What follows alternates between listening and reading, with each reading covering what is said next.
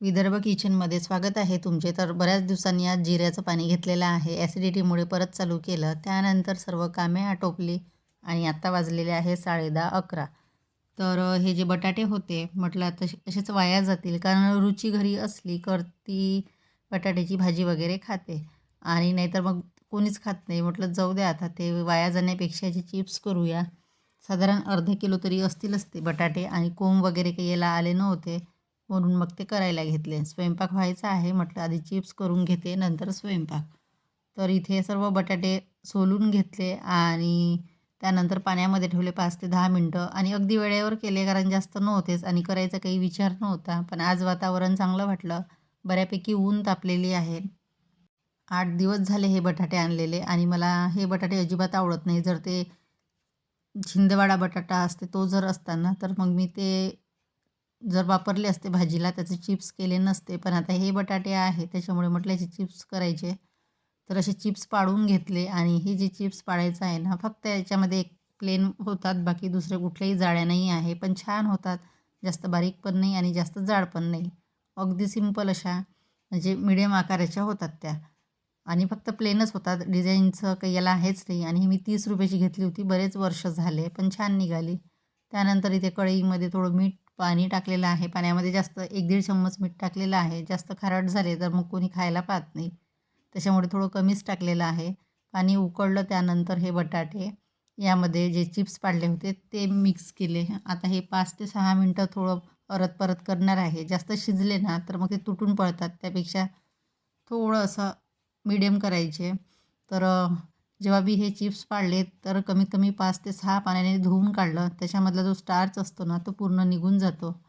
तर 5-6 पाण्याने जर धुतले ना तर छान होतात चिप्स. तर त्यानंतर बघू शकता सर्व 5-6 मिनटं मी चिप्स हे उघडून घेतले आणि त्यानंतर वाळत घातले.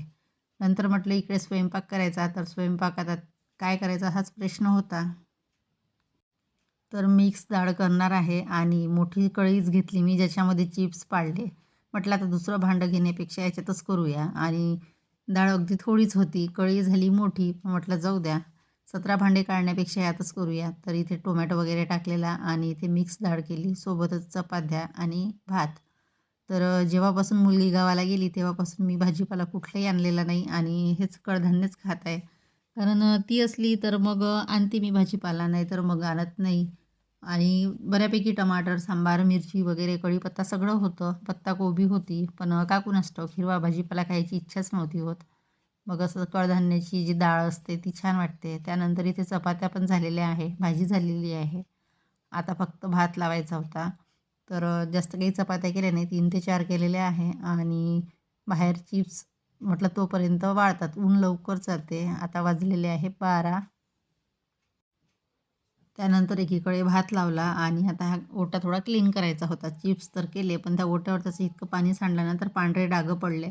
जे मिठाचं पाणी असतं ना त्याच्यामुळे, आणि कितीही आपण जपून करायचा प्रयत्न केला ना, नेमकं सांडतंच. तर सगळं ओटा वगैरे क्लीन करून घेतला. त्यानंतर म्हटलं रूम पण झाडून घ्यायची. आता किचन कशी जास्त खराब होत नाही. जास्त वापरच नाही यामध्ये. सकाळी स्वयंपाक झाला की बस झालं. त्यानंतर बघा आता ऊन गेलेली आहे. आधी इथपर्यंत ऊन होती आणि इथे चिप्स ठेवले मी. कारण ऊन नसतेच आमच्याकडे. सकाळी थोडीफार आली तर आली. पुढे पण जास्त ऊन नाही फारशी. अगदी कुंडीजवळच आहे. त्याच्यामुळे मी काही तिकडे टाकणार नाही. इथेच वाळलं तोपर्यंत वाळू देईल. नंतर इथे दुपारचे 5 संध्याकाळचे 5 वाजले. तर हे कपडे वगैरे वाळलेले होते ते काढून घेतले. आणि चिप्स बऱ्यापैकी सुकलेले आहे. बाकीचे दुसऱ्या दिवशी मी वाळवणार आहे. एका दिवसात तर ते इतके वाळत नाही. तर बघा इतके झालेले आहे ते. आणि तुम्हाला यामध्ये पाहायला पिवळसर दिसत असेल, पण तळल्यानंतर छान व्हाईट झाले. त्यानंतर संध्याकाळी इथे मंदिरामध्ये आलो. तर इथे थोडा वेळ बसलो मंदिरामध्ये. इथे पूजा वगैरे केली आणि जेवढं हे दिवसा छान दिसते ना, त्यापेक्षा रात्रीचं पण खूप छान दिसते. आणि इथे आरती चालू होती. त्यानंतर महाप्रसाद. तर इथे पूजा वगैरे आटोपली. त्यानंतर आम्हाला नातेवाईकाकडे जायचं होतं. तिथे पण जाणार आहे आणि नंतर मग घरी.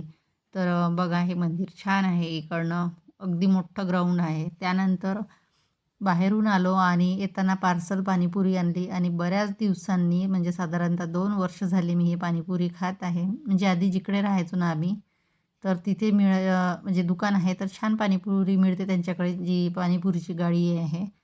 आणि तिथलीच खाते मी, बाकी कुठलीही घेत नाही. म्हणजे मला पाहिजे तशी टेस्ट मिळतच नाही बाकी ठिकाणी. इथे छान असते, पाणी पण छान असते, तिथल्या पुऱ्या पण छान असते आणि जी खटाई असते ती पण. तर 2 वर्ष झाले असेल खाल्ली नाही तर मी. मग तिथेच खाण्याचा विचार केला, पण गर्दी एवढी होती, की मी म्हटलं इथे जर थांबलं तर 1-1.5 तास जाईल.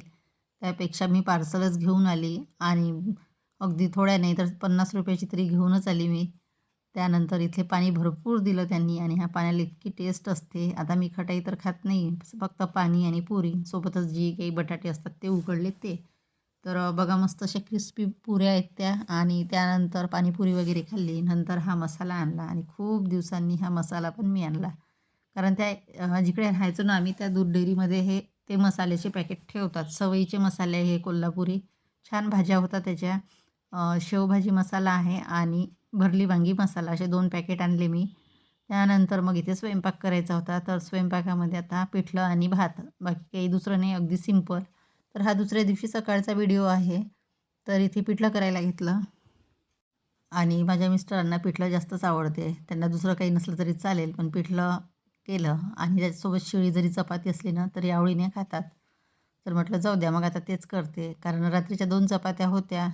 त्यामुळे चपात्या काही केल्या नाही. भात केला आणि हे पिठलं. तर इथे जिरं, मोहरी, त्यानंतर कांदा, कढीपत्ता आणि मिरची टाकलेलं आहे. थोडं अगदी कसुरी मेथी मी प्रत्येक भाजीमध्ये टाकतच असते, अगदी थोडी टेस्ट येण्यासाठी. त्यानंतर कांदा छान ब्राऊन झाला, तर नंतर थोडे मसाले. आता हे जे तिखट केलं मी गावावरून आणलेल्या मिरचीचं थोडं जाडसरच आहे आणि असं एकदम असं लाल नाही आहे ते. थोडं पांढुरकं वाटतं, पण भाजी छान होते, टेस्ट छान येते आणि खूप तिखट आहे ते, अगदी कमीच टाकावं लागतं. त्यानंतर इथं मसाले वगैरे टाकले. नंतर कोथिंबीर आणि टोमॅटो. कोथिंबीर मी आता याच्यामध्येच टाकते फोडणीमध्ये, वरून काही टाकत नाही. त्यानंतर छान टोमॅटो परतून घेतला आणि त्यामध्ये 3 ते 4 चम्मच बेसन टाकणार आहे. तर पिठलं मी 2 पद्धतीने करते. एकतर फोडणी देते, त्यानंतर त्यामध्ये पाण्याची जी असते कळ काय म्हणतात त्याला, ते फोडणी असते आणि पाण्याला उकळी आली की नंतर बेसन लावते. एक ती पद्धत आहे आणि एक ही पद्धत ज्यामध्ये आधी फोडणी देते, त्यातच मग थोडं बेसन ॲड करते आणि नंतर वरून पाणी टाकते. म्हणजे अशा दोन्ही पद्धतीने करते आणि दोन्ही पद्धतीचं छान होते. तर इथे टोमॅटो छान तेलामध्ये परतून झालेला आहे. अगदी तो मऊ पडेपर्यंत परतून घेतला, कारण फ्रीजमधले टमाटर नाही म्हटलं तरी ते कडक येतातच. तर त्यानंतर यामध्ये मी आता 2 ते 3 चम्मच बेसन टाकणार आहे. आणि सुकं पिठलं करायचं असलं तर अशा पद्धतीने करते. पातळ करायचं असलं तर आधी पाणी टाकून म्हणजे मसाल्याचं पाणी करते. नंतर उकळलं की त्यामध्ये बेसन टाकते. तर त्या पद्धतीचं पातळ करते. पण आजचं बेसन काही जास्त मी सुकं करणार नाही. थोडं पातळसरच ठेवणार आहे. कारण भात आहे तर भातासोबत थोडं पातळ पाहिजे असतं. त्यानंतर इथे बेसन छान तेलामध्ये जे की मसाला तयार केला होता त्यामध्ये मिक्स केलं. नंतर इथे पाणी टाकलं आणि छान असं 10 मिनटं ते ढवळून घेतलं, जेणेकरून गुठळ्या व्हायला नको. तर असं मिक्स केलं आणि 10 ते 15 मिनटं अगदी मीडियम म्हणजे कमी फ्लेमवर ते शिजू दिलं आणि त्यानंतरच बेसन छान शिजल्या जाते. गुठळ्या होत नाही सारखं हलवत राहिलं की. आणि बघू शकता बेसन अगदी रेडी आहे आणि भात पण झालेला आहे. त्यानंतर रात्री दळण नेऊन ठेवलं. ते मग लक्षात राहिलं नाही. आज आणलं तर एवढं कमी दिलं त्यांनी. 5 किलो गहू होते. खूप कमी आलं. चला मग इथे सेंड